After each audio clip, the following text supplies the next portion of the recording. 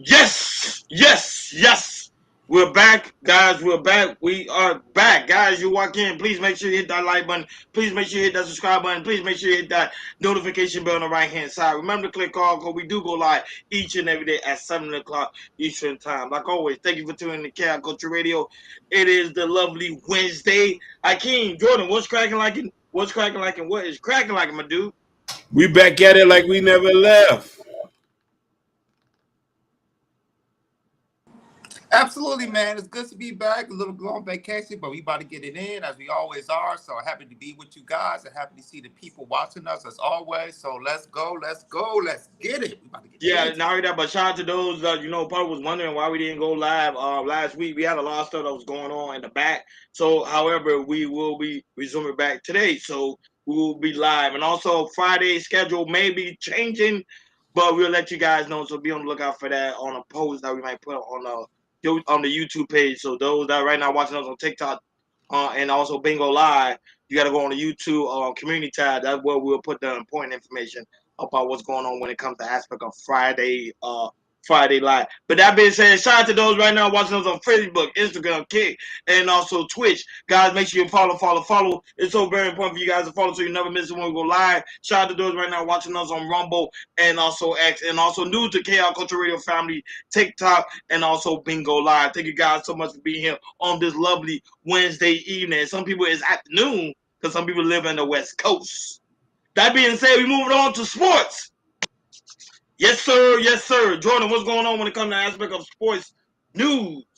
Let's get into it. We haven't talked about it. How the NBA Finals is set, but the NBA Finals is set. It starts tomorrow. We have the Indiana Pacers versus the Oklahoma City Thunder in the finals. Now, this is something different because these are two small market teams. I can remember in a while when we have like two small market teams like this make it to the finals. The last time the Pacers made it to the finals was like almost about 25 years ago.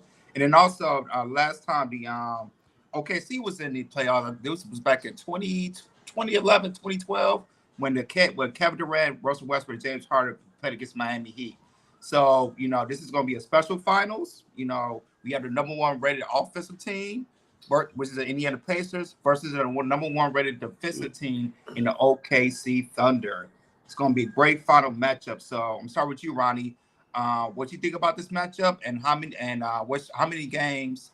Which team will win? How many games? I'm not gonna lie, going with OKC, I think it's gonna beat it in four. This is a total unmatched team. The Thunder's already been proven; they already beat the dominant team when it came to aspect of the Timberwolves and also the Denver Nuggets. Them boys are fast very quickly. I understand why they call them the Thunder because they are moving like thunder. Now with the Pacers, I was very disappointed in the Knicks. I thought the Knicks was gonna be able to advance and be in the NBA final, but unfortunately, they was not be able to be on this year NBA final. Sorry, Knicks fan. I was rooting for you guys. I really wanted to be the Knicks versus OKC or the Timberwolves, but unfortunately, it's the Pacers. The Pacers they're not gonna beat them. Those guys are too quick, and it's gonna be a high scoring game, but they got Shea. He's on a mission to get another MVP, and I think he's gonna get it. So I think the game will be over in game four. Go right ahead, King. Honestly, this thing was. I'm not even like really for it. What I wanted was the Knicks and the Wolves. That's really what I was for. So that's what America wanted. This is just I don't know a fluke, alternate universe. You know what I mean? That's all I got to say about that. The Pacers. I was talking about the Pacers. The Pacers. They're a real team. They're a legit team. They made it to the Eastern Conference Final last year against the Boston, and then they just took it to the next level. They are a good, well, all-rounded team.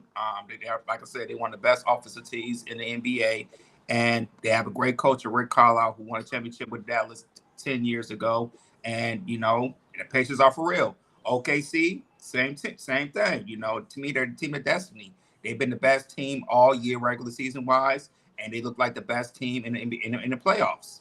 They played against. They just beat down. The Timberwolves, beat the Denver Nuggets, and they beat the Memphis Grizzlies right now. So, OKC, they did it. How they supposed to. They built their team by draft picks. trade. Shai Gilgeous-Alexander, you know, he was recently 4 years ago, you know, he was in that trade with the Paul George to the Clippers and Shai was traded to the OKC Thunder. And also, I remember Chris Paul was on that team when they was in the bubble, a little bit development, and OKC has been developing, drafting. And this is how you're supposed to build a team when it comes to OKC. And now you see it showing that if you build a team like this, you know, you could go far. They are very good defensively and really good offensively. And, you know, and it's going to go down by, you know, who has the best all-around team. Because, you know, the Pistons can play 10 deep, go deep in that bench. So, OKC. So, for me, I would like to see a long series, hopefully 6 or 7 games. But how I'm looking at it right now, it's like, to me, OKC it's their destiny to win this year. They've been great all year. And I got OKC probably in 5. I got the Pacers probably still in 1 game, but OKC in 5. Hopefully it's a 7-game series, but I got OKC in 5, and they will be this year's 2025 NBA champions. Yeah, because the team, you can see the team is unmatched. Even you can tell the team is unmatched. It's not. That's why I got OKC probably getting a sweep. But you say you got them in at least Pacers winning 1 game. They might win 1. They might win tomorrow night. And that's it. That's it. Yeah, they got to steal one. Like, share, and subscribe, guys. Don't forget to hit that notification bell on the right-hand side. Remember to click all, because we do go live each and every day at 7 o'clock Eastern time. Hakeem, let us know, because I don't think we live on YouTube for some reason. Are we live on YouTube? I don't see it. I'm looking on my TV. I do not see it. No, we're not. Yeah, we're not live. So, as I'm live on my side on YouTube, or Jordan, you live on YouTube on your side? Sorry, guys, on the YouTube side. It's not live. Yeah, it's not live. Yeah, it's not live, right? It's not live. I can't see what's going on with that. Yeah. Yeah, we haven't remember when there was the duplicate ones? You might, yeah. Yeah, I had deleted 2. I didn't know which one was the one. So. Okay. Well, forever for people that watch our other programs, we appreciate you watching. We just right now see we're gonna fix the YouTube, and after that, we'll get back join right in.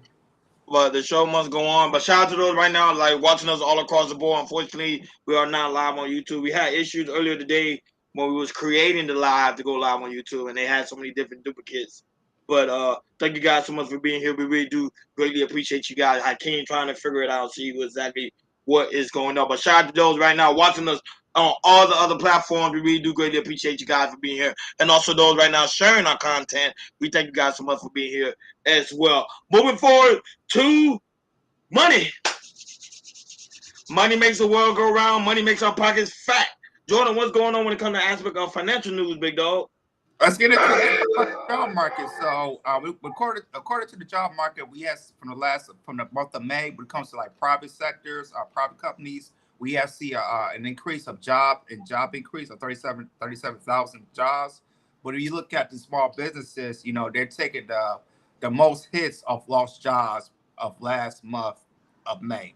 So we're gonna get into it. We'll go into Yahoo Finances. So go ahead, Hakeem, play the clip, and then after that, we will chop it up.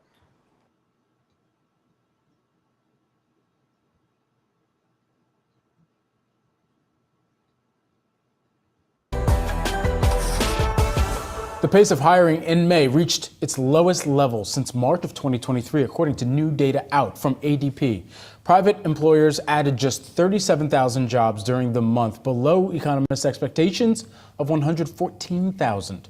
Here to react to the report, we've got Neela Richardson, who is the ADP chief economist. Great to speak with you once again, Neela. Just take us into your reaction. What took place within this most recent month, and how much of this is tied back to tepidness in hiring stemming from some of the tariff uncertainty right now?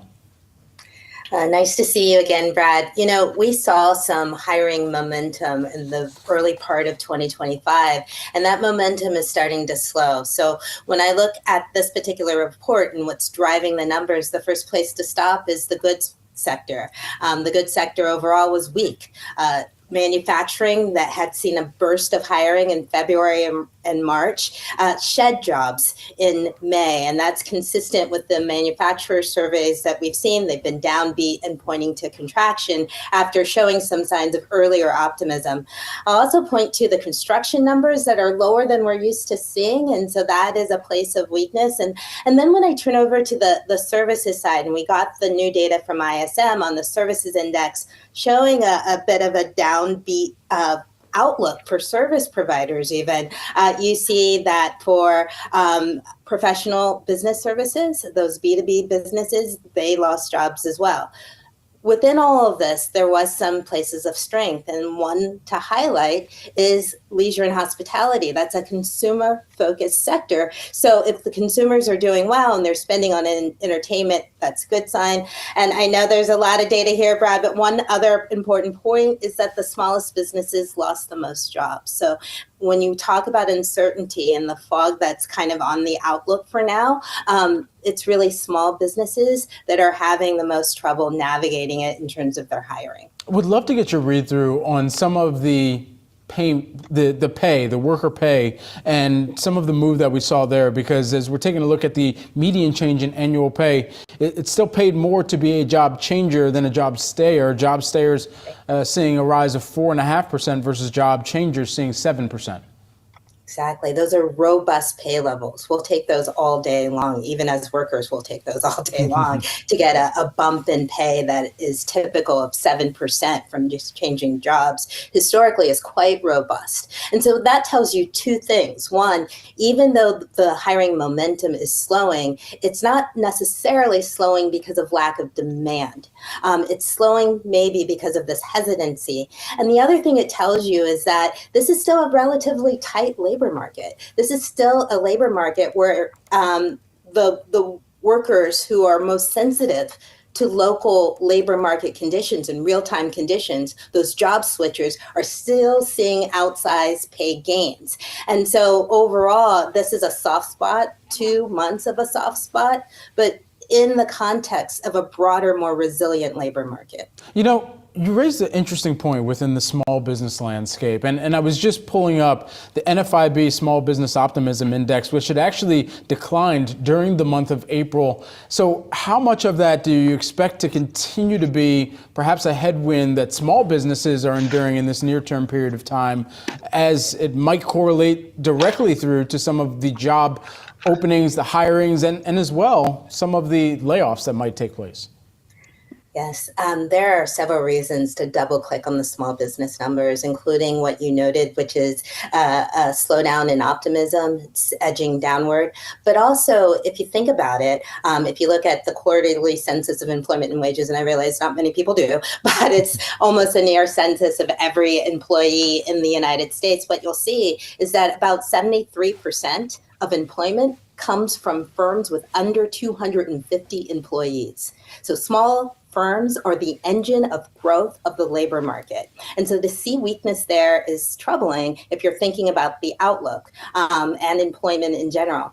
And small firms don't have the same options as larger firms. For example, they don't have access in the same way to the capital markets. They're dependent on bank loans.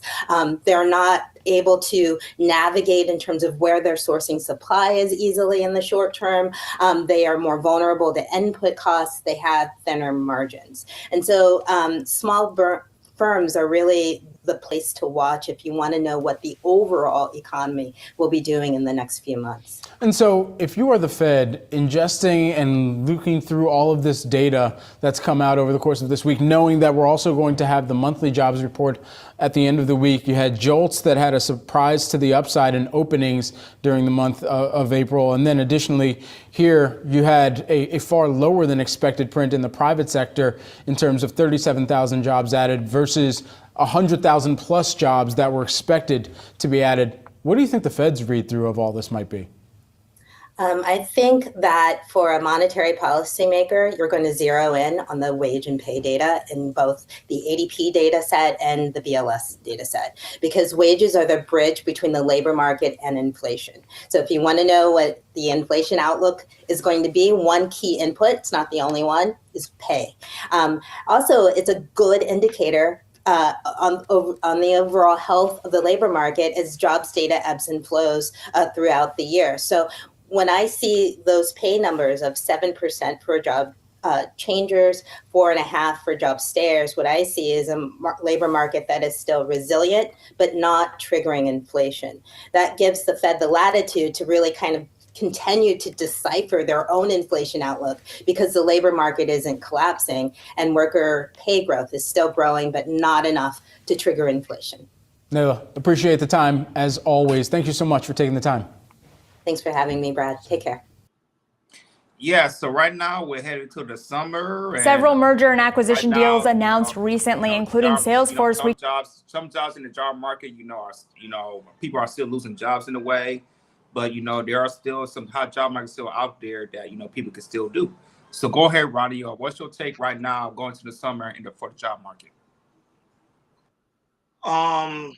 Some businesses gonna be slow during the summer because some people business pick up when it comes to aspect when college, when college back to resuming, you got college kids that go out for lunch, and also you have other businesses that near to certain corporation that normally be busy during the regular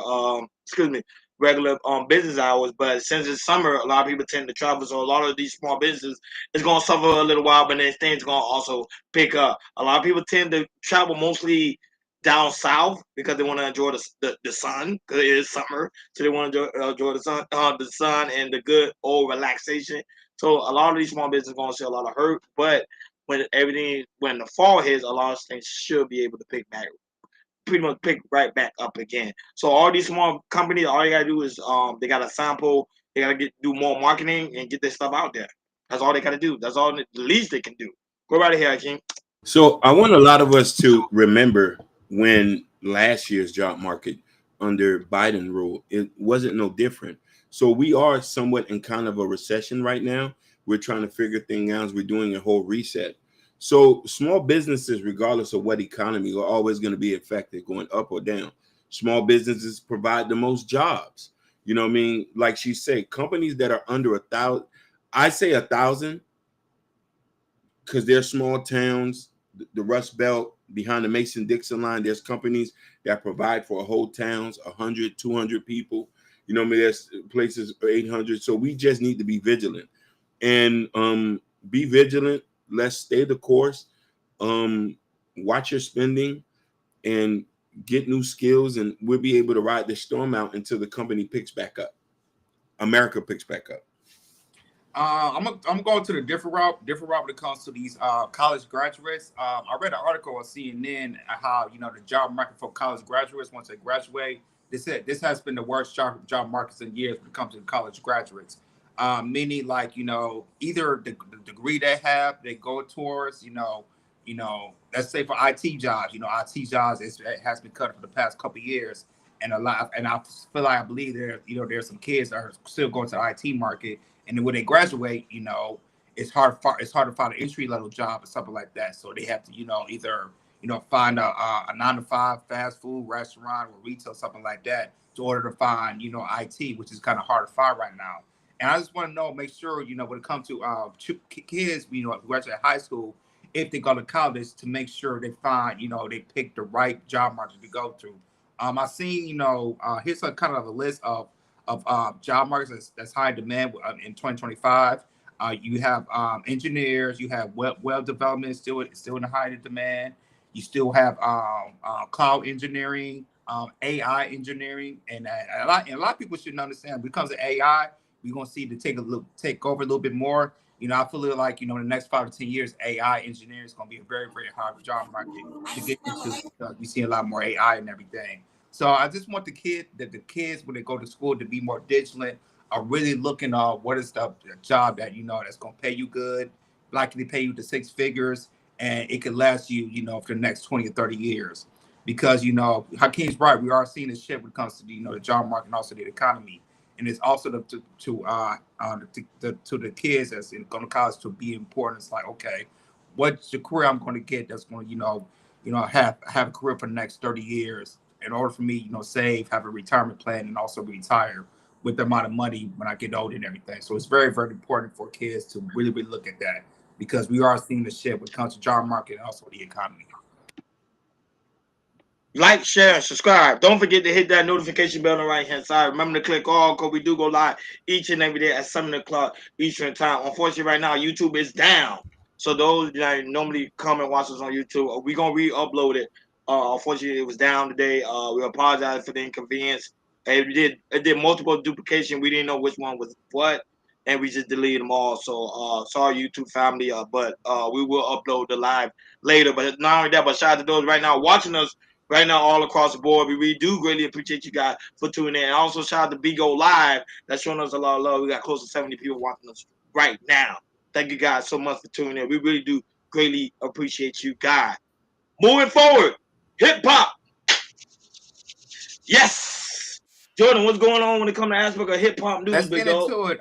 This kind of broke news early this morning, and this goes by Russell Simmons. So Russell Simmons planned to sue HBO for defamation of the documentary that was put on against him. So I'll go ahead, Hakeem. So Russell Simmons, he's filing a claim for defamation in the court regarding the film On the Record that has been shown on HBO Max. And he's feel like, the form of credibility, information, persuasive evidence, witness statements, and calls for further investigation by notable members of the media, politics, and the civil rights movement. The defendant simply disregarded and releases. It continues to release the film globally, and Russell Simmons feel like it's tearing her from. Tearing him down and defaming him and everything, and he wants $20 million that he's suing against HBO. So with this information, Ronnie, what's your take on Russell Simmons suing HBO Max? Do you feel like he's doing the right thing? Yes, I think he is suing the right thing. Remember, you can sue him for defamation of character and all that for misinformation. So a lot of these people are starting to sue a lot of these corporations because they're doing a lot of documentaries claiming stuff to be true when it's actually not true. So someone like Russell Simmons, if he have not yet been charged with anything, only accused or alleged, he has the right to sue the company. So HBO did a documentary, and they also did a documentary on P. Diddy, if I'm not mistaken, too, as well. So Diddy win the trial as well. I think he's gonna also sue them as well. So he has a good violent point. But to me, the only way he could have lost this case if you've been convicted of anything, but yet Russell Simmons has not been convicted of anything. So for him to go ahead and sue HBO, I think this is a good call for him. Will he win? We just gotta wait to find out. But I think this is a great call. Go right ahead, Kim. So here's my issue with this, fellas. You've been accused of something. Why run away to Bali? Get your lawyers. Handle your business now. They wouldn't have to do no documentary. He's a Buddhist. I get that, but here's the thing. We wouldn't have to do no documentary if you come fight your case. Go to court. Bring your lawyers. Why run away? You scared of extradition? No, fight it. Listen, if I know I ain't do nothing, I'm out here with 7 lawyers. I'm praying to Johnny Cochran to give me the strength to fight these cases. I ain't scared because I ain't touched nobody. I ain't muscle nothing. Come on, you hip hop. Fight your case. Beat your case. Get them lawyers up. Go hire Roy Black or whoever. Like, come on. You got enough. You got a couple millies. Let's do it. You got a good point, Hakeem. When it comes to situations like this, we see, a lot of documentaries when it comes to, celebrities or black CEOs. I remember earlier this year we talked about how they did a documentary of Chris Brown, and after that, once that came out, Chris Brown immediately sued for the same thing and everything. And we're seeing, and I think we're seeing a lot of these documentaries when it comes to these high black moguls or celebrities. If they did something wrong, they'll definitely make a documentary.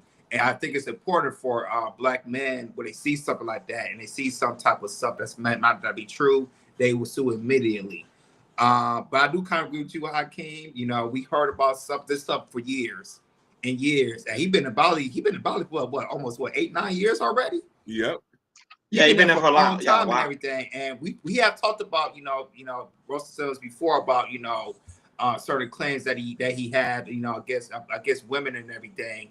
And we hear that he might fly in for in America for like a week, then he fly right back for something and everything. So I do, like I said, I do agree with you, King. Like, if I got anything wrong with me, I'm fighting and everything. If I have to move back to America in order to fight, I'll do that and move back to Bali and everything.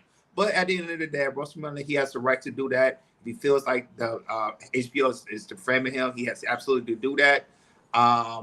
For me personally, I will wait till once that Diddy case is gone, and after the Diddy case is gone, I'll see if I can hire one of Diddy's lawyers to help me out and see if I can fight this case and everything. If I was Russell Simmons, that's what I would do. So we will see how this goes. We'll see. If he has a case and he has a trial, and he does have a trial. Hopefully, he will fly back to America and fight this case. So we'll see about that. Yeah, but if you look at the court records, they're saying he's suing because defamation of character, false accusing of something that he didn't do.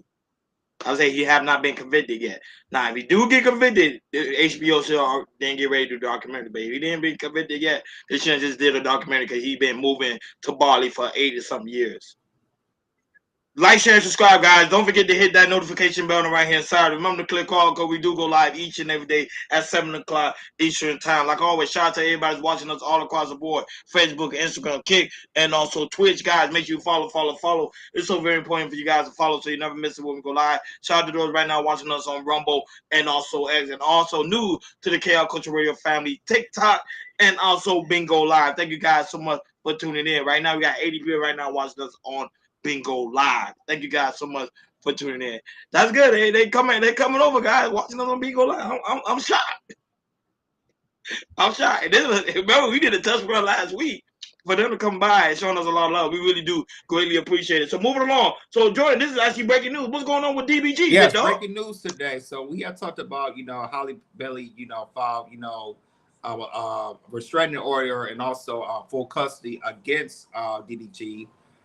For alleged abuse, and now we found out today that DDG has filed emergency motions against Halle Bailey to not let her son take her out of the country, because I think she's going to shoot a movie out of the country.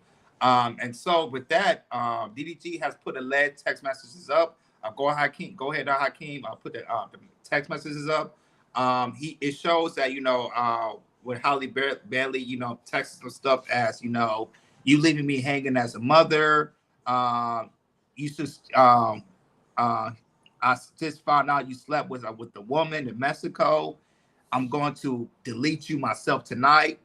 I hate you forever. You can have him and let your son mommy be. So this is supposed to be alleged text message that Halle Bailey has sent to DDG. Also, there's a picture I can't even scroll that Haley allegedly stabbed DDG on his hand, which is a cut right there. And then also I have an information that just came out about DDG's mom saying that DDG's mom said Halle Bailey placed multiple air tags in DDG's vehicle and claims that she allegedly popped up a DDG while he was at the movies with a female friend, and she would try to fight the woman. So right now, this is, Halle and DDG, they're fighting. They're, like I said, this is what we call like bad relationship, when you break up, which is a bad relationship. And also when you have your a kid involved, it don't look good, especially as a parent. And, I feel sorry for this. But other than that, start with you, Rony. Here's DDG trying to fight back and try to get custody of his son.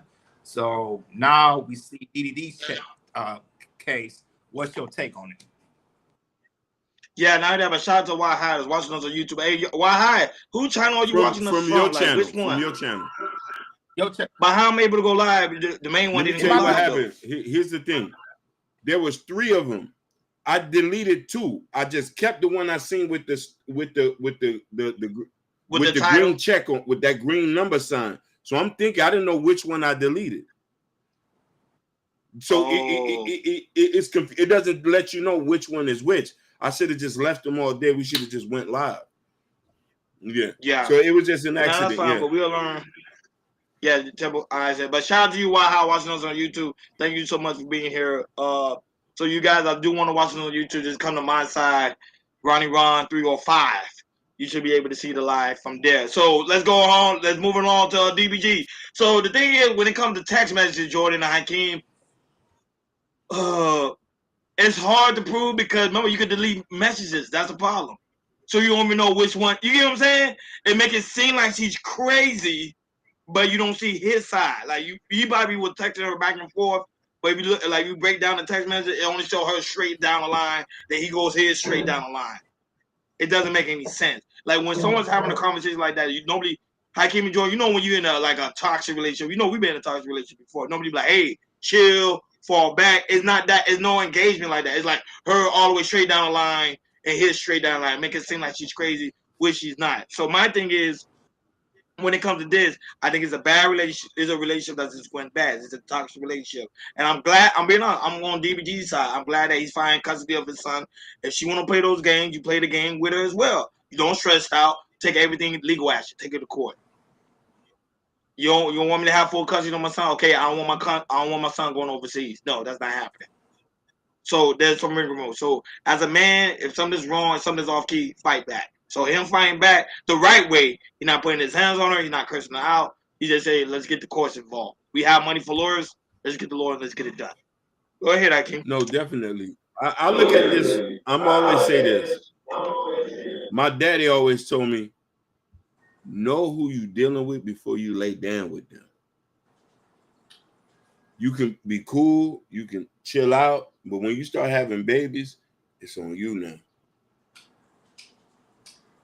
I don't know if he thought that she was a suburban girl, she was going to be a good submissive wife. Plus, on top of that, God punishing you, DDG. You ain't marry her. This what you get for not marrying her and having a baby out of wedlock. He should have married you. You're right. So now you getting 50 lashes for not marrying. Another 100 lashes for hiding a kid out of wedlock. Another 200 lashes for around here with these Instagram models. Another 500 lashes just for being DDG from Pontiac, Michigan. So that's what you got to do. Represent. You could clean this up and make it back.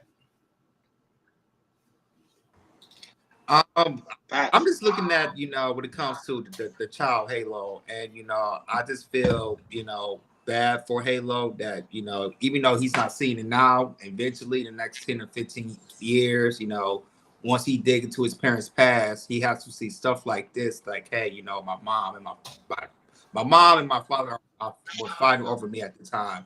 So when it comes to, having a kid from with a spouse that you're not married or not and everything, it's really, really important, just to have that right communication when it comes to your kids, because, when it comes to, who's going to take the child, who's going to watch the child, it's just a whole bunch of things and everything. And I hate to see, young parents, ruin, ended up in a bad relationship. Now, it goes spill over, to the kids and everything. It becomes a custody and everything. I just hate seeing stuff like this. So, I really don't know nobody's side. I'm on Halo's side. I just hope that, they could get more mature and find a way to, talk, I know, they're going to get into court stuff, but, hopefully once they get more mature, they can throw this stuff away and say, hey, I had no hate for you. I have no hate for you. I know you had no hate for me. But, for the end of the day, it's about, our child. It's about Halo. What be the best parents for Halo. Our relationship might end it, kind of rugged and everything. But when it comes to Halo, let's focus. Let's try to find the best way as possible when it comes to communication and to be, the best parents for Halo. Because at the end of the day, if they don't mature from this and everything, it's just going to hurt the child. And I hate to see stuff like this, because, it can stay in the child's, psyche for a long, long time and everything, and we don't want to have, I don't want to, like I said, I don't want to see the situation that, my parents are fighting because, they dislike each other, but, they're not looking at me like that. So hopefully I just want to see, they get away with this in the future, and hopefully they can find a new lens and just focus on Halo and how to raise Halo together and be the best parents as possible for Halo. Like, share, and subscribe, guys. Don't forget to hit that notification bell on the right-hand side. Remember to click all, because we do go live each and every day at 7 o'clock Eastern Time. Like always, shout out to the lovely Bobby Bryan, that's also in the building, and also White High. Thank you so much for being here on the YouTube side, man. We really really appreciate you, big dog. White High, never miss a beat. He say, glad to see you guys are back. Yeah, we're back. We're back, and we're working things out in the back when it comes to our schedule, because I came his job normally have him working Friday, but we're working things out, so we trying to see what we're gonna do when it comes to the aspect of Friday show. Moving along, main topic on today's show, Jordan. Of course, we missed yesterday because we didn't go live yesterday. However, I know you're gonna do a recap about yesterday on Diddy trial and also today. So what's going on? What's the update when it comes to the aspect of the Diddy trial? So let's get into it. So we're gonna catch up a little bit of it. So let's get catch up. So Diddy's prosecutors, they brought in one of the security guards from the hotel that we saw Diddy was attacking Cassie, and we saw that Diddy had paid the security for $100,000, and also it was said that he kind of split the money to the security guard boss, give him chunks of money, and then given the security card I think like 30,000, something like that, off the 100 G's that he gave out and everything. The prosecutor brought out another Diddy assistant to testify, and how she was alleged, even though she was the assistant, she was alleged that it alleges that she liked Diddy and she wanted to be with Diddy at the time. She was there at the time, with the Cassie situation. Also, Kim Porter, God rest her soul, and she kind of wanted to.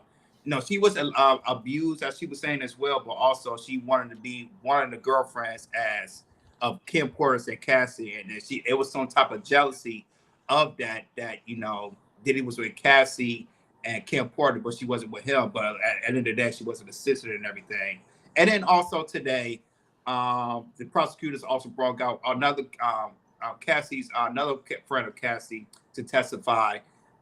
She said that it was alleged that Diddy one time when Cassie friend was with Cassie, that he came out angry, and and he had her dangling in the seventh up to the hotel on the 17th floor and everything. Also, I'll talk about how they was doing drugs and everything, hardcore drugs and everything, and really the prosecutor just tried to describe Diddy how he was a monster, and how they could really push him to what the racketeering and everything when it comes to Diddy and everything. So that's what we have from today. So Hakeem, we do have two clips. So we do have the clip of a person who was in the courtroom. She got kicked out because she was yelling stuff at Diddy, and then also we have the clip of going over today as well.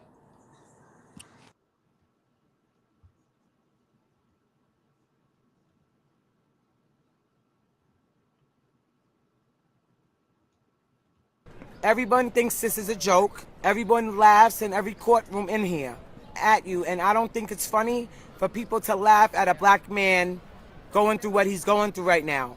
And that's what you shouted out in the actual courtroom? In the actual courtroom, and it's not funny. Laughing at black man legacy being destroyed. And how did Diddy react? Well, I heard he had his mouth open and shaking his head, yeah. Black American men do not believe in this kind of destroying of our black American legacy figures, father figures, extraordinary excellency, black excellence. Everyone has been laughing. I don't care if it sounded funny, it's not funny.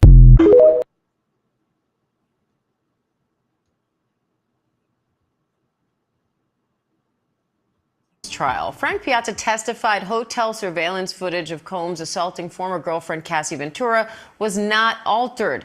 The next witness is expected to be a woman who will testify that Combs once dangled her over a balcony. Combs denies all the allegations. ABC's Rena Roy and legal contributor trial attorney Brian Buckmeyer are outside the courthouse. Rena, what's the latest from court? Well, Diane, Frank Piazza is still on the stand this morning, and he is telling jurors a little bit more about that 2016 video where we see Sean Diddy Combs dragging and kicking Cassie Ventura at the Intercontinental Hotel in Los Angeles. Now, as you pointed out, he testified that that video was not manually altered. And he says that there are no anomalies in that video that would corroborate the defense's suggestion that the footage was manipulated somehow. Now, this testimony really gave prosecutors another chance to show the video to jurors once again multiple times. Piazza walked them through the footage, showing Combs attacking Ventura, also throwing a vase at Cassie Ventura. And she testified that she was trying to escape a so-called freak-off during that time that turned violent, and that's why she was trying to get out of the hotel. And prosecutors are hoping that this convinces the jury that Ventura was coerced into those sexual encounters. Brian, Frank Piazza's main task here is to assure the jury that the hotel assault video is legit. But is this also a way for a prosecution to show this video to the jury again? Absolutely. This is the strongest piece of evidence that the government has in terms of the alleged allegations, so the alleged violence that they are purporting that Sean Combs put on not only Cassie, but others. And so the ability to remind the jury of what Sean Combs is capable of at the beginning of the trial, the middle of the trial, and probably again, close to summations, only strengthens their case as they expect to have more witnesses take the stand to testify about Sean Combs' violence to them and others based on the allegations they have in this case. Brianna Bongalan is expected to take the stand next and expected to testify that Combs once dangled her over a balcony. How's the prosecution trying to tie that to the charges Diddy's facing? Yeah, well, Brianna Bongalan, Diane, known as Bana, she's expected to take the stand pretty soon at this point. And she filed a lawsuit against Combs last year, accusing him of dangling her off that 17th floor balcony. You see her there arriving to court earlier this morning. And prosecutors are hoping this shows another example of apparent violence that these alleged victims say that Combs created a culture of fear and control with. And prosecutors are hoping that this convinces the jury that Combs is a man that uses that kind of violence as part of his criminal enterprise. And Brian, how do you think the defense is going to handle Bana's testimony? So earlier today, we know that Bongalan did receive immunity, so it's likely that she's going to testify to something criminal in nature. And so there's a number of ways the defense can attack her credibility, either through the fact that she's testifying to protect herself, testifying to protect Cassie, testifying even because she has a $10 million lawsuit that she filed against Sean Combs. So it's going to be the reasons why she's going after Sean Combs that will be attacked here. And also the fact that there is little to no actual evidence of all these events happening. We've seen a similar strategy with Mia in this case as to how they're trying to say this never happened based on a lack of evidence that's purported in this case. All right, Rena Roy, Brian Buckmeyer, thank you both. And for more on the Combs trial, catch the ABC News Live show Burden of Proof. So yes, Cassie's friend was testified for the prosecutor. She was cross-examined a little bit today, and she will be cross-examined more tomorrow. So with that being said, Rony, let's talk about it. Let's catch up with the Diddy case. You know, what's your take so far when it comes to the prosecutors, you know, try to build a case against Diddy, but also Diddy's, you know, defense is trying their best to cross-examine and, you know, try to plead their case as well. See, this is the thing. A lot of people are misconstruing, right? They getting the two things messed up. They think because people are trying to figure out why the prosecution keeps going over the domestic violence that's transpired between Diddy and Cassie at that hotel, because they're trying to plant to show that Diddy was running an enterprise for the RICO. Remember, we trying to see where they're gonna get Diddy on the RICO. They're trying to get Diddy on the RICO to show that he's been doing the enterprise. He's been coercing these employees, getting them to the point of fear, to the point that they had to do what he said. So there we go, High King. That's why they're gonna get him probably on the racketeering, because they're like on the RICO, because they're like, hey, you see, he's using his enterprise to scare these people away. So that's the reason why they were doing certain things. So when it came to aspect of these free calls, so Cassie didn't want to do it not against her will. So he used to abuse her, hurt her, and this and that. The prosecutor, I'm not gonna lie, they're doing a good job proving that case. So he might be charged for that one. But when it comes to the sex trafficking one, that's the only one I'm still like he might be that one, because they have not proved any form of sex trafficking yet. But you never know what they got hooked up. But the prosecution are coming hard this week They trying to get these jurors to say guilty, guilty, guilty, but they might get him guilty. Guarantee you on that RICO right there, Hakeem. They got him on that one. They got him. Go ahead. Yes, I do feel that, but you know what I mean. But I'm still just having a problem, like the burden of proof, like, and that she is the only victim. You know what I mean? And I know in the court of law, I know they can make anything stick. I'm just still wondering, like, how is this gonna work? That's my only gripe about it. You know what I'm saying? He got Cassie. Remember, they got Cassie on the video. They also have him. Remember, they had yesterday. We didn't go over it, but they had wanted to get the guy that working in the hotel room. And they have him saying, "Hey, Diddy was willing to pay him," and he actually called them. So they got the text message like, "Hey." Diddy was like, "Yo, I'll pay you 100." So it doesn't look good, Hakeem. They might get him on that one. So you have all those key components. So they're like, okay, we're gonna get him on the RICO. Just in case if we don't get him on the sex trafficking, we got him on the RICO, which is 20 years.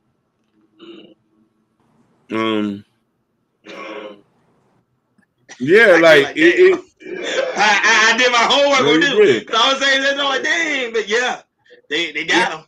They got him on that one. I'm telling you, they got him on that RICO. Like, to me, that tape was the strongest thing, evidence that they have and everything, especially for the prosecutors. And that's how, you know, if we're gonna use it, we're gonna try our best to get all the testimonies that we could get from who was in the hotels. When it comes to Cassie, because the other person, the hotel person who was in it and everything, and also pushing all these drugs, you know, over the years that, you know, Diddy used to use with Cassie or with other people as well. So they're really, really pushing that part as well. But the thing is about it, how can I tell you this? Remember, it's not over yet. You know, we still got maybe a week or two until, you know, the prosecutor finish, you know, all the testification, and then after that, it'll be the defense's turn to bring the people that they got to testify as well. So it's not over yet. You know, we still got a long way to go. The prosecutors are doing a good job. They kind of making it stick for so the Jordan can say, okay, he's guilty when it comes to the racketeering and everything. So, but like I said, Hakeem, we got a lot more left. So like I said, we're gonna keep covering it right now. And like I said, we got more and more coming. I just can't wait. Once the prosecution's done, we'll hear for the defense, and they bring their people. Because I really want to know, you know, what the defense gonna do. Because like I said, Brian Steele, to me, he's the out of all the Diddy's lawyers, I think Brian Steele, he's the best of the best. Yeah, he's the best. Yeah, he's the best. Facts. But let's see. But that one right there, they got me on them. I was like, damn, Diddy was like running a really strong enterprise. So let's see, man. But things right now not looking good for Diddy. But Jordan, I'm with you on that one. The fans can come in there strong, slam dunk. Diddy will be walking out a free man. If not, he gonna need Donald Trump's help. Like, share, and subscribe, guys. Don't forget to hit that notification bell on the right-hand side. Remember to click on, because we do go live each and every day at 7 o'clock Eastern time. Like always, shout out to those watching us all across the board.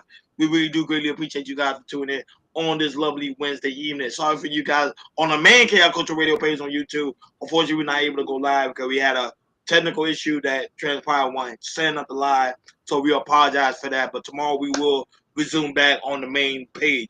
Moving along, Jordan. So what's going on with Elon Musk and Donald Trump? Boy.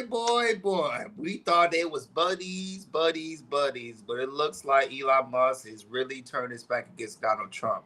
You guys had heard yesterday Elon Musk lashed out, you know, on his platform X about how, you know, this Trump's spending bill is really not what it's supposed to be. He's just really disgusted about how Trump is pushing the spending bill, which I'm very surprised of for myself. But other than that, Hakeem played the clip, and after that, we'll chop it up.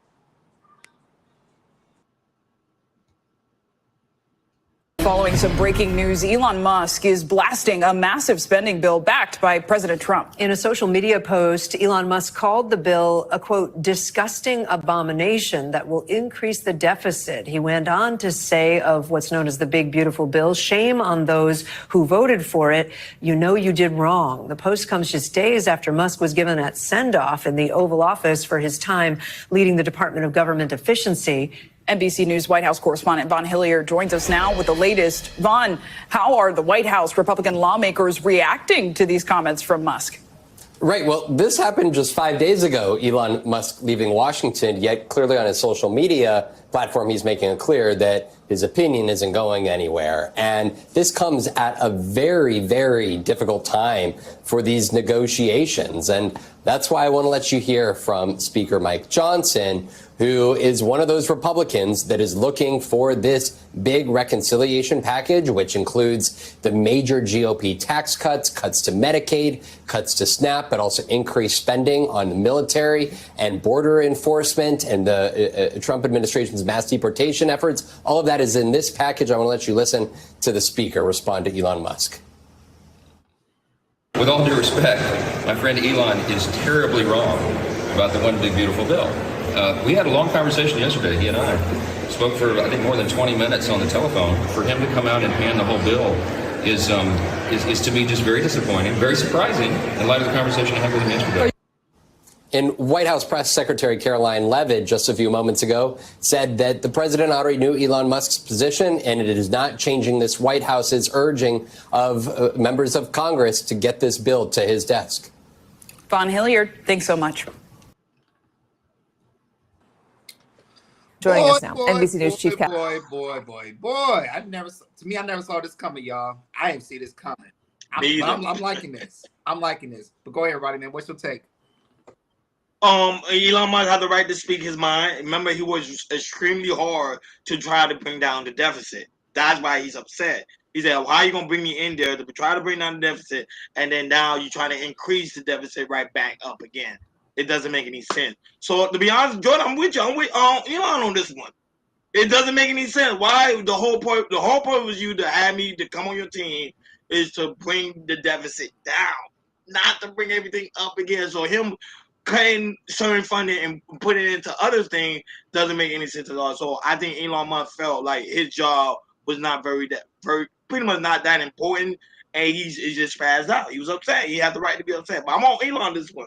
And to me, this bill didn't really make sense to me anyway, because Trump, his whole thing was like, okay, I want the economy to be at a certain level before I start spending again. But now he's spending on stuff that we pretty much don't need at this point. Go right ahead, King. I'm gonna have to be big on. I'm gonna have to support Elon Musk on this. I think that he came into this trying to fix something, bring down the deficit, raise jobs. That was his whole goal. He's in America. Correct. His kids are raised here. But if things doesn't align with benefiting the American people, he's going to go after it. So this shows Elon Musk's intentions were pure from the get-go. Some people might not understand it. And shame on y'all for vandalizing Tesla cars, because we trying to get the Tesla truck over here.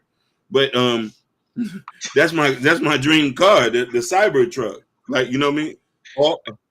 You gotta be capping. That thing look like. Hey, I love it. Listen, I'm trying to get one burnt orange, inside, like Florida. I'll tell you this, because it's heavy over here in LA. So I'll say, I believe. Like when I go to work, I'll probably see maybe probably the average of 2 or 3 cyber cars when I'm going to work and when I come back to work.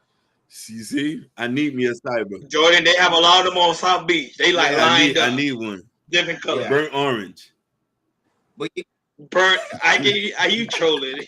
Hey, that's a hot color on the That's a hot color. We from Florida. Man, it is a hot color, but I know he's trolling. He'll probably ride around with a band before he get down. Florida, burnt orange. You know what I mean? Inside orange, outside orange. Like, you know what I mean? Like orange.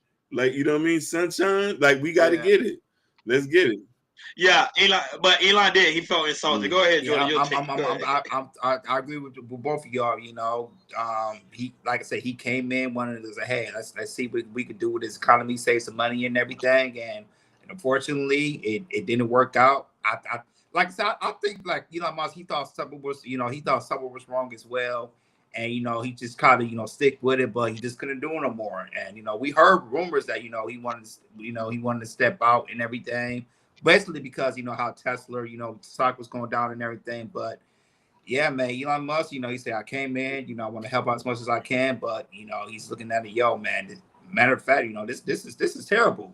What's going on here? This is not what I planned on or expected to see something like this. So, Elon Musk has to say the right things to say.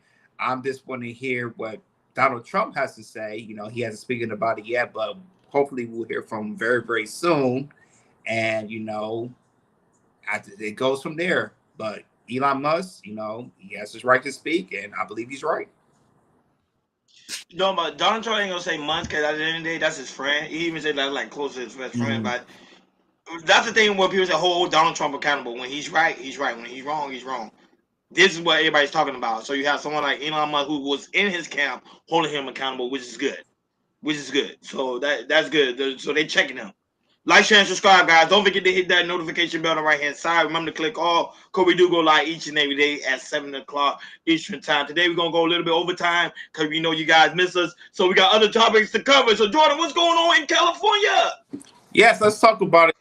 This kind of went viral. So, a California track star, she was stripped from her state title after using exchanger to celebrate.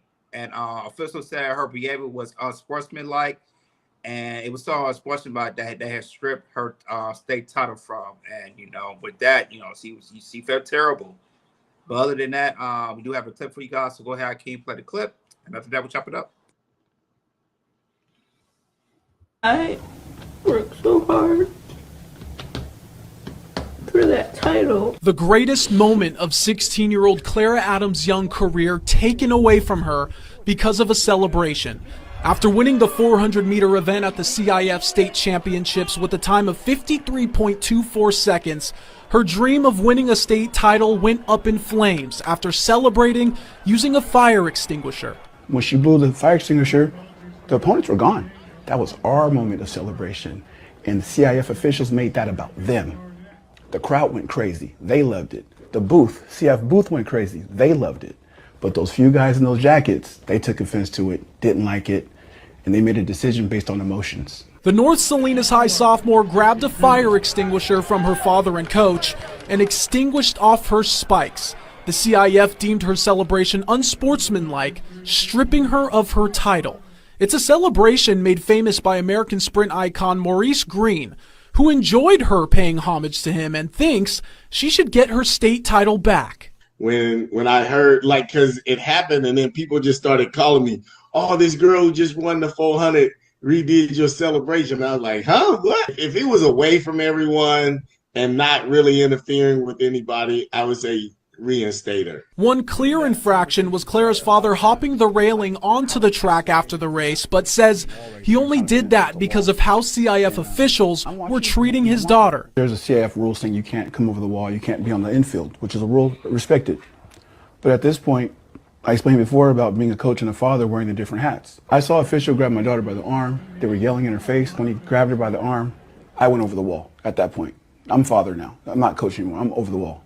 Now, the true fastest 400-meter runner in the state is back home without a medal. And even if the CIF is to reinstate her as the champion, she never got that moment of being crowned a champion. Even if everything goes in my favor, in regards to getting my title back, I'll still never get that moment back, standing on the podium as a sophomore. I'll never get that back because they took it from me. Claire. Yeah, man, it's sad to hear, but when it comes to some of these high school officials, they don't play like that. But I'm gonna start with you, Rony. Do you think the official was right to strip her state title away because of her celebration? Because it's a difference between high school and the Olympics. That's the thing. And remember, the official are the one that makes the rules. So they say no taunting or no celebration after you win, and your title gonna be swept from you. Then the official are correct. Now, if you ask me, I think she did no harm. Everybody already left the field. She's celebrating. She won, and now that she made a record. So congratulations to her for making that record and also for winning the title. But to me, the officials should have made the rules clear enough to them and say, hey, if you guys do win, make sure y'all don't celebrate. Don't bring nothing, no form of object to celebrate with. Just win, get your medal, and go. Now, if they didn't do that, they need to get that. If they did not make no formal announcement like that, they need to go ahead and get that, reinstate that girl's title. But they already took the moment away from her. Now she's embarrassed, and I remember people fail to realize when stuff goes viral, that's there forever. You can't get rid of it. So her life is pretty much tarnished. Probably her hopes and dreams. Probably don't go out one day to go to the Olympics. Probably say, I don't want to do it anymore. But go ahead, Akeem. Your thoughts on this one? This one's a pretty tough one. A lot of people are not gonna like what I'm about to say. Go ahead. I support the decision of what they did of stripping her of the title and restricting her from competing to the 200 title. As athletes, we need to hold some sort of decorum. We need to be able. But they did it in the Olympics, It though. doesn't matter. This ain't the Olympics. This high school. We need to teach these kids that you can't do any and everything you want, Lord Jesus Christ. Listen, you still a kid. That's a fire extinguisher. It removes oxygen. Anybody could have got sick. Not only that, daddy jumped over the railing. I understand you're trying to be a father. These are coaches. They're not going to hurt your daughter. She has to be reprimanded. As black people, we think we could just willy-nilly just do whatever we feel like. No, we need to put y'all in check. If my son did that, I would have said you deserve to lose the title. Let's get back to work. Let's get back to work. Let's teach. You have to be a gentleman. You have to have decorum. You have to have some type of respect about yourself. If I won the West, I would have been like, yeah, yeah. That's all you got to do. Then grab a couple people, raise their hand. We all won. Not go get and then like to make a spectacle. Whoosh. No, we don't need to do that.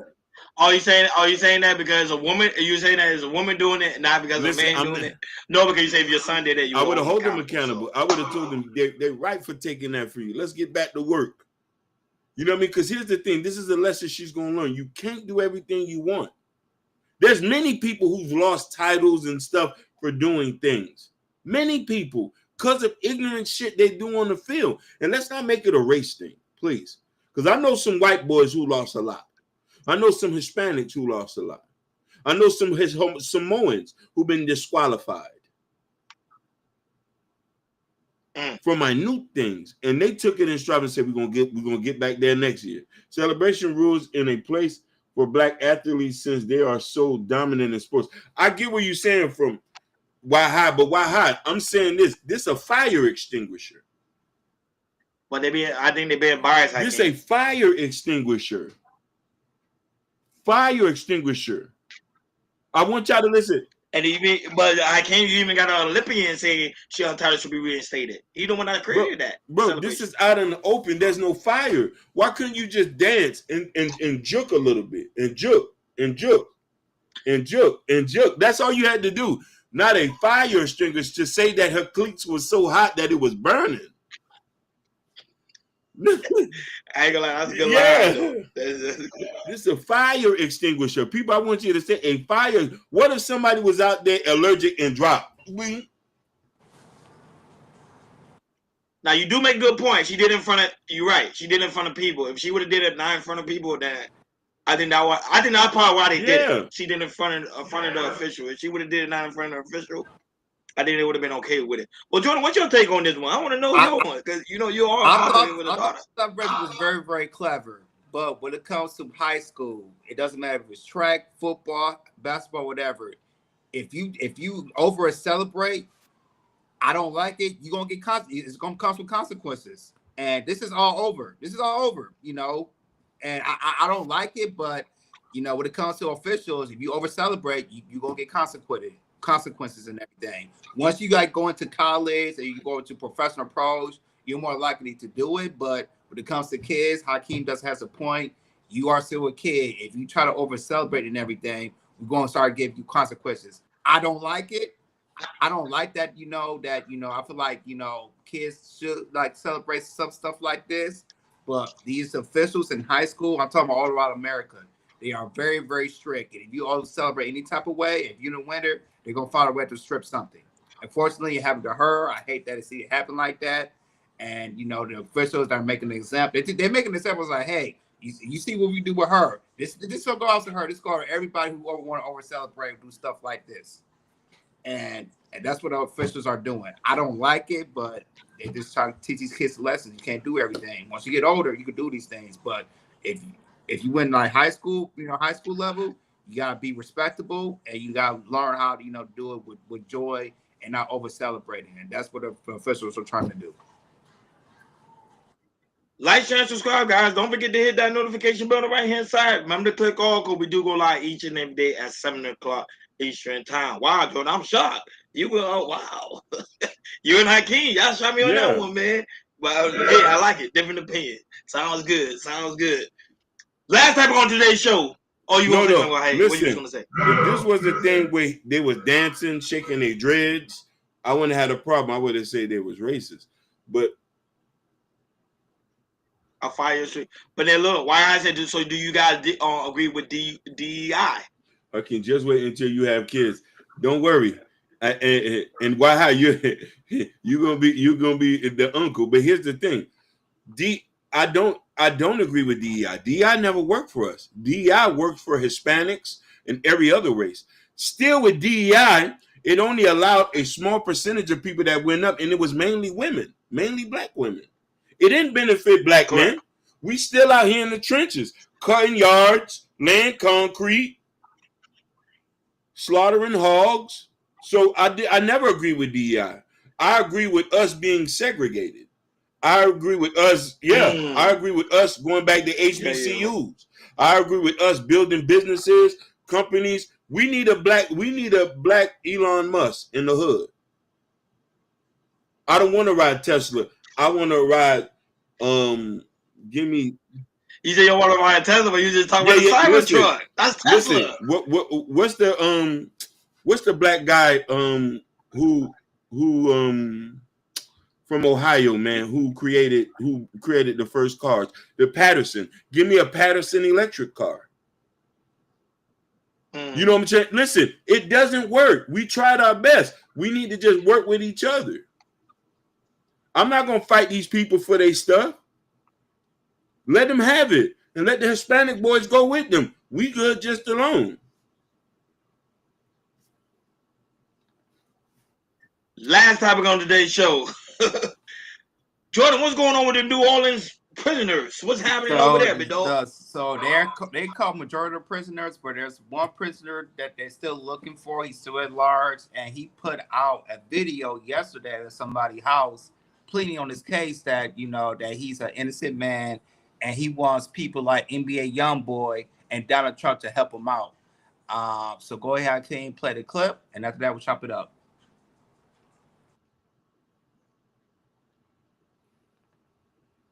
I'm one of the ones that was let out of GC. What I want to talk about today is as far as why I was in Orleans Parish Jail. I was in custody for almost 8 months. All right, 6 months, something like that. I was in there for theft of a motor vehicle and domestic abuse involving strangulation. That's what I was in Orleans Parish for. Okay, but before I was in Orleans Parish, I was in a jail called St. Tammany Detention Center.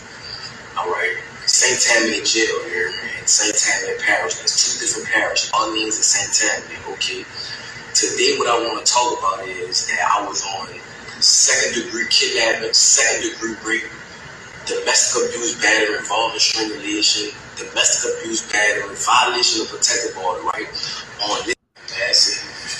I'm one of the ones that was. Her name is Diamond White. That's her name. This is a district attorney drop form right here. And she's not a child. She's an adult, a full adult. I was dating this woman. This is a legalized affidavit saying all allegations against me is false.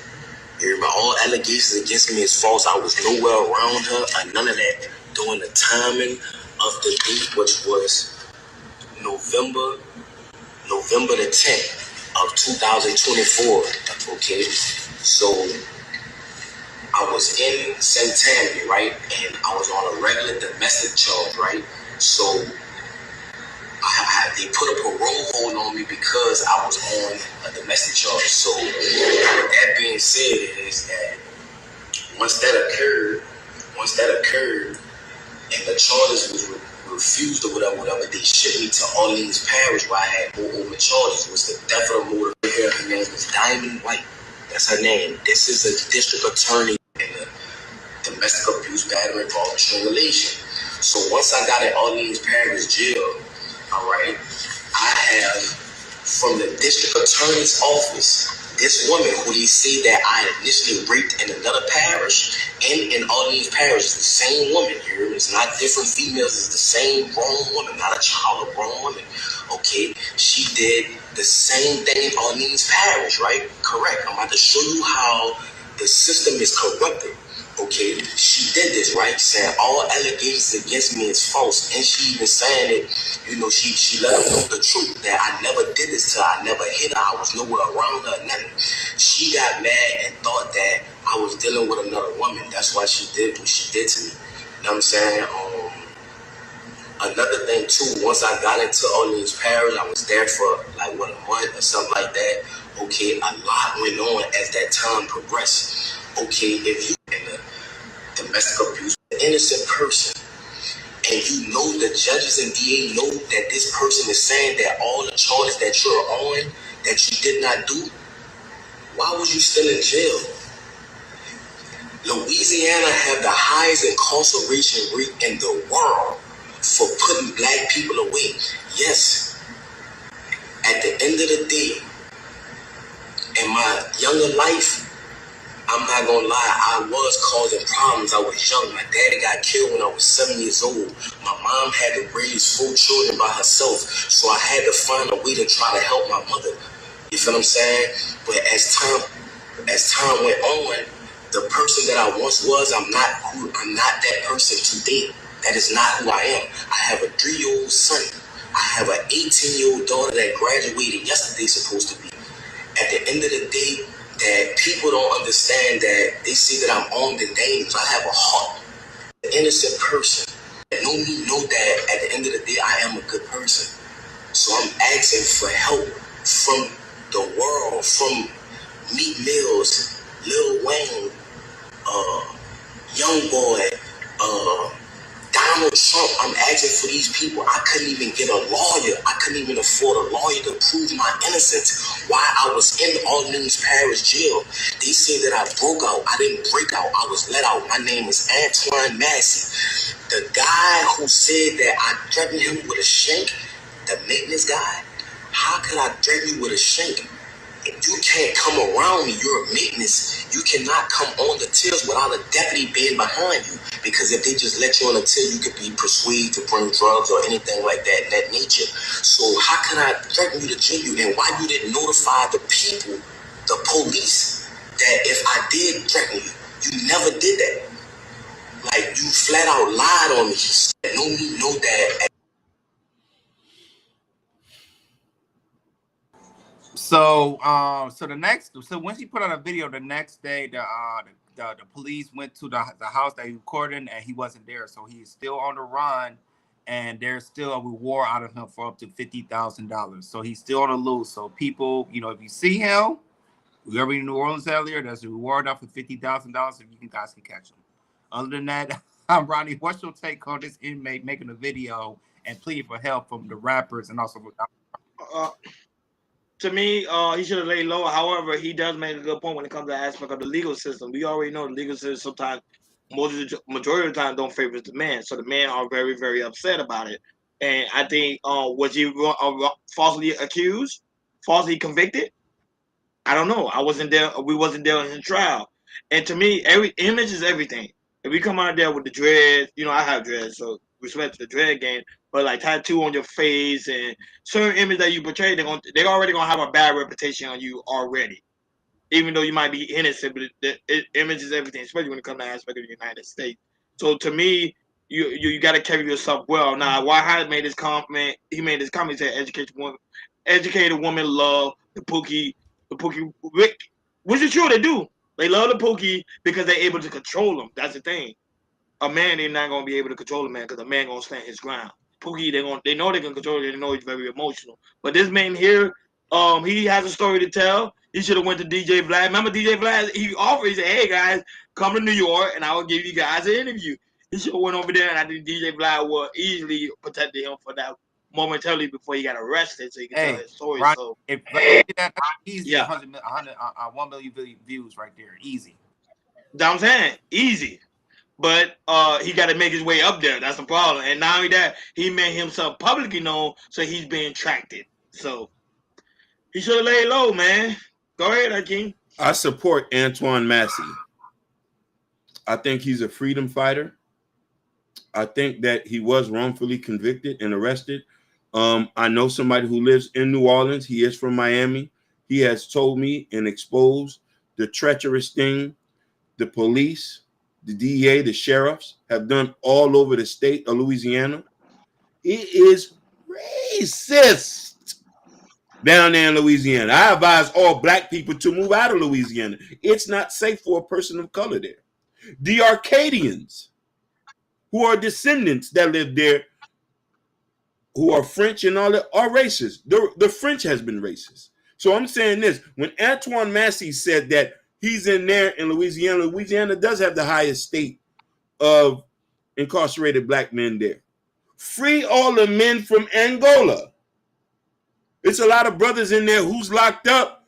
We don't know why, for a stick of gum, and they on death row. Antoine Massey, I don't want us to judge him by his look. He has tattoos on his face, correct. He does look a little bit wild. I'm not going to lie about that with the braids and stuff. But as he talked, why would you risk yourself doing a video to try to state your... Everybody else was just out here just living. Everybody else just got caught.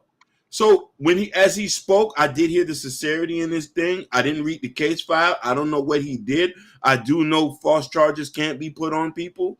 I think we need to investigate this one a little bit more. I think we do need, we need a GoFundMe. We need to get him a lawyer. We need to see his case file. We need to see Diamond White. Diamond White, can you do an interview? Diamond White, can you get online and state what the Louisiana correction has done? And you was mad to see, we want to see, did you falsely put charges on a black man? Diamond White? I'm done.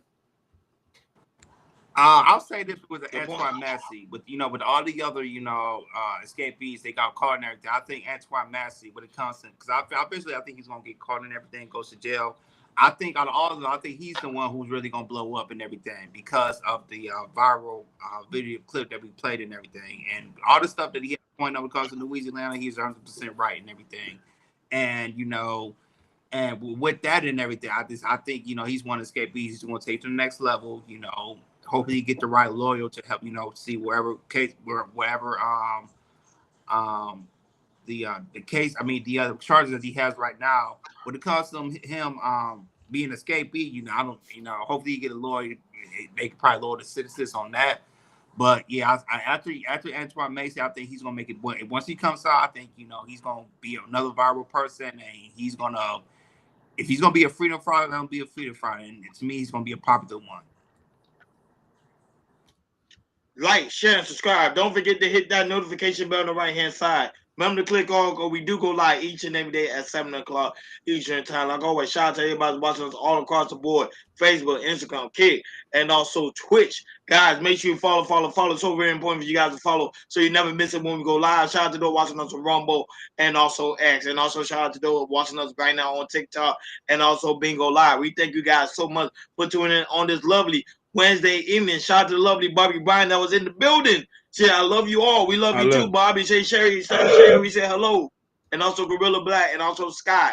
I know Sky's done with school right now. It is the summertime. Let's give a shout out to Sky Wizkid. He had got a certificate. I don't know if it was a plaque from the city of Miami. That young brother is doing big things. Shout out. Hey, Sherry Bryant, don't act like we wasn't watching. I stay in tune. Shout outs to her. Shout outs to Gorilla Black. Shout outs to you who all been helping with the growth of that young man. And I got a shout out to also my niece as well, who also graduated high school as well with honors, and she's heading to college. Hey. So shout out to all the graduates that graduated this year in 2025. Hey Ron, when we get into a better position, we're gonna have an incentive for kids who graduate high school. We're gonna do something for y'all. It's small. We can't do for a lot of y'all, but maybe like 1 or 2 or 3. We have an incentive every June. We'll randomly pick a high school student and give them some money or something like that. Yeah, exactly. For graduating high school and making their way on to college, especially those that are doing like great in school, like Sky and my niece. They did a wonderful job. This is a new transition to their life. And high school is over with. You only get one high school year, and it's time to be pretty much in adulthood. Basically. So you hit that with college doors. You're like, oh, I'm an adult? Yes, you are an adult. And a fully paid scholarship is that. Hakeem and Jordan fully paid. So these kids are working extremely hard to get these free scholarships, and that's good. Use the government for what they're for. Use them. So if the scholarships out there, guys, use them. Parents, if your kids are smart in school, use those scholarships. You don't have to waste any money so they won't end up in student loan debt, which we talk about a lot on this show. So, guys, make sure, guys, do your thing. Okay, moving along, guys. Also very important. Go to KL Culture Radio description, in the description, where you can find the KL Culture Radio store, where we have the KL Culture Radio t-shirts, the hat, the coffee mug, the sweaters, you name it. It's all in the KL Culture Radio store. There's also a link in the chat. So, guys, go ahead and go and check out the store. We got a lot of things whipping up. And also go to the KL Culture Radio community tab, where we leave important information of like what's going on Friday. We'll keep you guys informed because we're trying to figure things out on Friday because we might have to push the show back.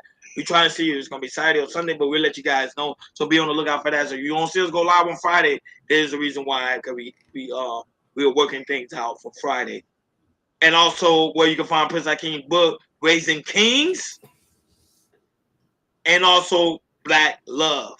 Black Love is a really good book because Black Love, you got the importance of communication, how to talk to Black women. For you guys that have your children with Black women, all the information is in there. Raising Kings showed a whole aspect of children being programmed at a young adolescence. That's why it's so very important for you to talk them while they are young, because when they become older, they're able to be very functional people in life. Go ahead, Hakeem. I was looking for the book. Yeah. I kind of gave a quick little breakdown, but guys, you go ahead, check it out. It's in the community tab, and also Prince Hakeem album is out now. You already know Broadway Fat. So go ahead, guys, check it out. The music video is about to drop really, really soon. We're gonna premiere it here on the KL Culture Radio site. So, guys, if you're not here to see it, sorry you missed it. So we will let you guys know, of course, in the communication on our community post. So y'all know, okay, when the music video is, so you guys can prepare for that when it actually does drop. Like always, man, we thank you guys so much for tuning in, man. I know you guys miss us. We back.